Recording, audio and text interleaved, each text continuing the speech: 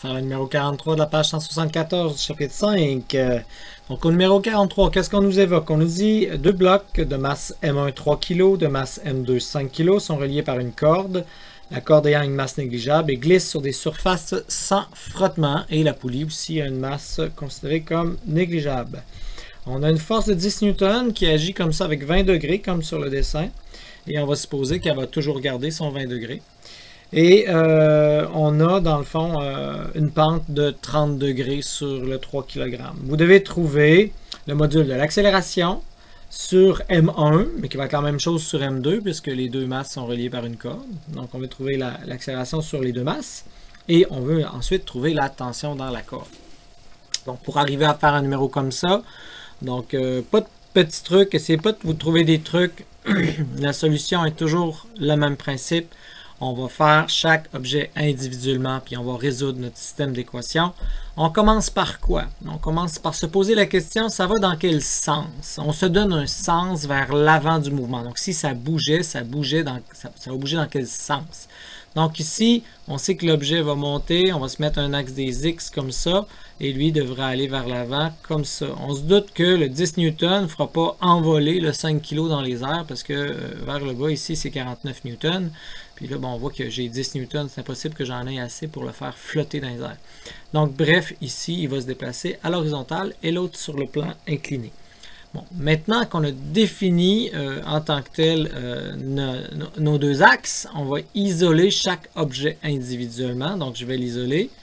Et avant de procéder à un diagramme de corps libre ou un diagramme de force, on va essayer d'évaluer les forces qui sont sur l'objet en place. Donc, tu réfléchis, tu dis, bon, qu'est-ce qu'il y a? Ah oui, il y a son poids qui est vers le bas. Donc, le poids du 3 kg, il va avoir une force normale, qui va, hein, le plancher qui va pousser contre lui. On va l'appeler normal 1. Maintenant, qu'est-ce qu'il y a? Ah, il y a une corde qui tire vers lui, une tension T. OK. Après, je me dis, bon, qu'est-ce qu'il y a d'autre sur l'autre objet?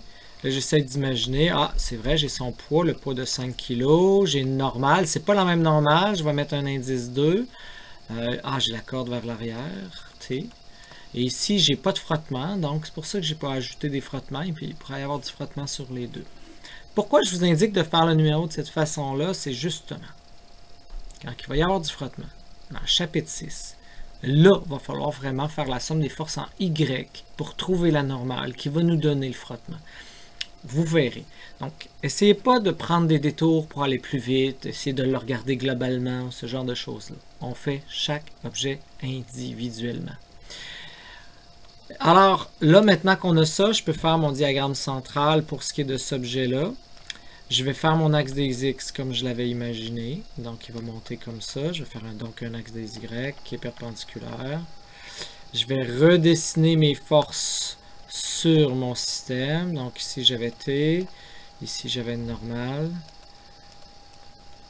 Et j'avais mon poids qui descendait vers le bas. Bon, je peux peut-être le calculer tout de suite. 3 fois 9,8, 29,4 Newton. Et là, ça me prend ma géométrie. Donc si j'ai 30, j'ai 60 ici, parce que ça c'est perpendiculaire. Donc si j'ai 60 là, ben, j'ai 30 ici. Donc mon 30 se retrouve ici. Et maintenant que j'ai ces choses-là, ben, je vais être capable de faire la somme des forces en X est égale à la masse fois l'accélération en X sur cet objet-là. Donc la somme des forces en X est égale à cette masse-là qui accélère. Donc qu'est-ce que j'ai? J'ai T qui va vers l'avant, tout T. Et là, attention, quand vous décomposez vos flèches, là, on l'a pratiqué, on fait un parallèle à X, on fait un parallèle à Y à partir de la pointe, puis on va aller du côté que j'ai de l'information. Donc, puisque c'est de ce bar-là que j'ai de l'information, je vais décomposer de ce bar-là. Je sais que je vais avoir ça. Et je vais avoir ça, donc perpendiculaire les deux. Vous voyez, donc XY, hein, parallèle à X, parallèle à Y. Moi, c'est le côté X qui m'intéresse. Je vois donc que c'est le sinus de 30. Et je vois qu'il est négatif, donc moins 29,4 sinus de 30. C'est égal à quelle masse que je regarde en ce moment? C'est la 3 kg qui va avoir une accélération. Donc ça me fait tout simplement ma première équation. J'ai deux inconnus, je ne peux pas résoudre, mais vous voyez, je vais être capable. Ça marche, donc là on voit que ça c'est du sens contraire à ça, c'est pour ça que j'ai mis négatif. Bon, maintenant, Recommençons maintenant avec cet objet-là. Je vais me faire mon diagramme de force. Un point, je vais faire mon axe des X. Cette fois-ci, le X est par là. N'oubliez pas, le X, c'est l'avant du mouvement. Puis le Y est perpendiculaire. Bon, là, qu'est-ce que j'ai? J'ai une force qui va comme ça à 10 newtons, qui a 20 degrés.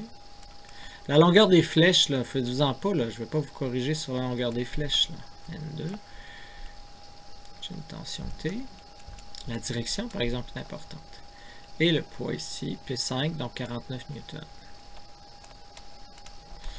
Maintenant, ce que je veux faire, c'est la somme des forces en X est égale à la masse fois l'accélération.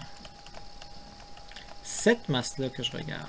Donc, qu'est-ce qu'il y a comme force qui va vers l'avant? Ben, si je décompose celle qui est ici, je me rends compte que c'est, comme je vous disais, parallèle, parallèle. Pour ce qui est de lui, ces rectangles sont comme ça. Puis là, ben, je vais aller de ce bord-là là, pour avoir l'information. OK, puis là, je me rends compte qu'en X, ben, c'est un cosinus. Donc ici, je vais avoir 10 cosinus de 20. Ah, puis j'ai moins la tension T. C'est égal à la masse de 5 que je suis en train de regarder, qui a une accélération de 5. Excusez. Et ça fait mes deux équations, deux inconnues. Maintenant que j'ai mes deux équations, deux inconnues, si je prends L, puis je vais la transporter. Donc si je m'en vais la transporter ici, c'est drôle, hein? C'est pas tout qui se transporte. Vous voyez, il est comme ça. Je n'ai pas besoin du T. Donc maintenant que j'ai transporté mes deux équations, ce que je me rends compte, hein, c'était un peu toujours la même chose. Je vous disais qu'il y a une réduction. Donc vous voyez, moins T plus T. Donc ça va s'éliminer. En vrai, si j'additionne mes deux équations, je vois que T et T s'éliminent. Donc je vais avoir 10 cos 20. Là, j'additionne, donc ça fait moins 29,4 sin 30. Est égal à 5 plus 3, donc 8A. Et c'est la même accélération, hein? C'est pour ça que j'ai placé mes axes comme ça. L'accélération qui est là, je l'ai appelée A, c'est peut être AX si vous aimez mieux, là. Mais c'est la même accélération. Puis tu sais, je veux que vous le réalisiez pourquoi j'ai mis mes axes comme ça, puis pourquoi c'est plus simple. C'est quand lui, il va bouger de 1 cm comme ça, ben lui, il va bouger de 1 cm comme ça. Donc s'il y a une vitesse, il y a une vitesse, puis s'il y a la même accélération, il va avoir la même accélération dans cette direction-là. C'est pour ça qu'on ne fait pas des axes XY n'importe comment. C'est pour faire en sorte que dans mes équations aussi, je peux les additionner.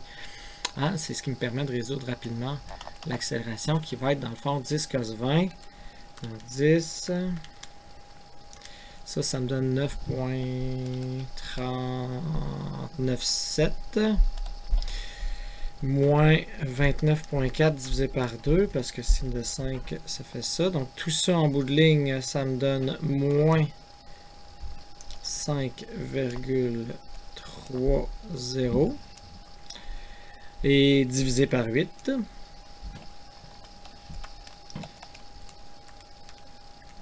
Ça veut dire que ça me fait une accélération de moins 0,663 mètres seconde carré. Donc, ce qu'il y a, tout est là, tout est logique. Donc, oups, pas sinus, c'est 10 fois 20 cos, mais ça, ouais, moins. Bon, j'arrive à une valeur négative. Qu'est-ce que ça veut dire, ça? Ben, ça veut dire que ma force n'est pas suffisante pour faire accélérer vers l'avant. Il y a deux choix. Si l'objet est en train d'aller vers l'avant, il va se mettre à ralentir pour ensuite descendre le plan incliné.